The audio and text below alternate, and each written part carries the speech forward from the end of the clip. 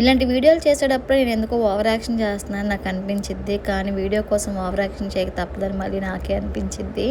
దీనికి ముందు వీడియో చూసారా? చూడకపోతే కింద ట్యాగ్ చేస్తే ఇంట్రెస్ట్ ఉన్న వాళ్ళు ఒకసారి చెక్ చేసేయండి. నైట్ ఎట్లా ఒకట్లా తిప్పలు పడి ఇంకా రూమ్కి అయితే రీచ్ అయిపోయాము. రూమ్కి వచ్చేసరికి 2:30, 2:40 ఆ టైం అయిపోయిందనమాట. ఇంకా రాగానే ఫ్రెష్ అప్ అయిపోయి డ్రెస్సెస్ అవి చేంజ్ చేసేసుకొని పడుకునేసరికి 3 అయింది.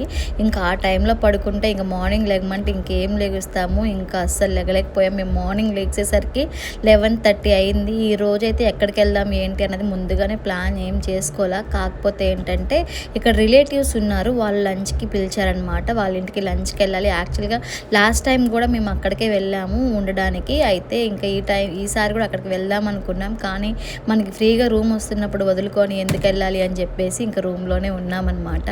నేను ఫంక్షన్స్కి వెళ్ళినా ఇట్లా ఎప్పుడైనా సింపుల్గా బయటికి వెళ్ళినా కంఫర్ట్గా ఉండే డ్రెస్సెస్ చూస్ చేసుకుంటున్నాను. ఒకప్పుడంటే మనం ఎక్కువ గ్లామర్కి కనిపించాలి, ఇంకా కంఫర్ట్గా ఉన్నా లేకపోయినా పర్వాలేదని చెప్పి మంచి మంచి డ్రెస్సులు అది వేసుకొని జీన్సెస్ అవన్నీ ఎక్కువ క్యారీ చేసేదాన్ని. కానీ ఇప్పుడు ఏంటంటే ఇంకా ఒక పిల్లకి తల్లినైపోయా. ఇప్పుడు మన అందం కన్నా ముందు ఎక్కువ మన కంఫర్ట్ అనేది ఇంపార్టెంట్ అనమాట.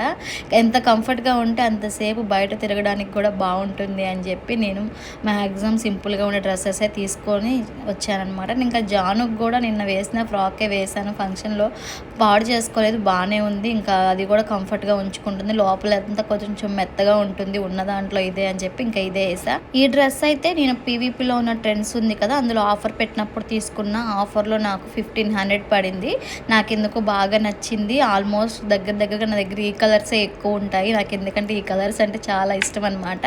అందుకే ఎక్కువ నా డ్రెస్సెస్ అన్నీ కూడా కొంచెం దగ్గరగా ఈ కలర్లోనే ఎక్కువ డ్రెస్సెస్ ఉంటాయి. ఇంకా ఇక్కడ నుంచి స్టార్ట్ అయిపోయి మా రిలేటివ్స్ ఇంటికి అయితే మా రిలేటివ్స్ ఇంటికి వెళ్ళడానికి మాకు గంట టైం పట్టిందనమాట. అసలు నార్మల్గా ఆటో కానీ క్యాబ్ కానీ ఎంత అవుతుందని చెక్ చేసాము. ఆటో అయితే 500 ఏవో చూపిస్తుంది, నార్మల్గా క్యాబ్ అయితే 1000 అట్లా చూపిస్తుంది అనమాట. ఇది అన్నిటికన్నా బెస్ట్. మనం ఆల్రెడీ బైక్ యూజ్ చేస్తున్నాం కదా, మన దగ్గర మనం ఆల్రెడీ రెంటల్ బైక్ తీసుకున్నాం కాబట్టి అందులో ఒక 50 రూపాయలు ఆయిల్ కొట్టించుకొని ఇంకెళ్ళిపోయాము.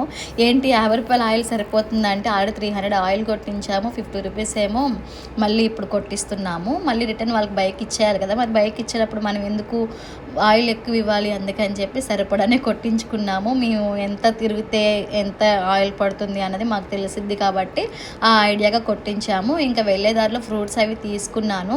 ఇక్కడ ఫ్రూట్స్ అయితే చాలా కాస్ట్గా ఉన్నాయి అనమాట. అంటే చూడడానికి ఏమో చిన్నగా ఉన్నాయి, కాస్ట్ ఏమో భారీగా చెప్పాడు. ఇంకా ఎట్లా కింద మీద పడి బార్గని అడిగి కొంచెం రీజనబుల్ ప్రైస్లో తీసుకున్నాను అనమాట. ఇంకా రిలేటివ్స్ ఇంటికి అయితే రీచ్ అయిపోయాము. ఇంకా పైకి వెళ్ళిపోతున్నాము. ఇంకా ఈ వీడియో కూడా మన ఛానల్ సబ్స్క్రైబ్ చేసుకొని లైక్ చేయండి. Bye bye.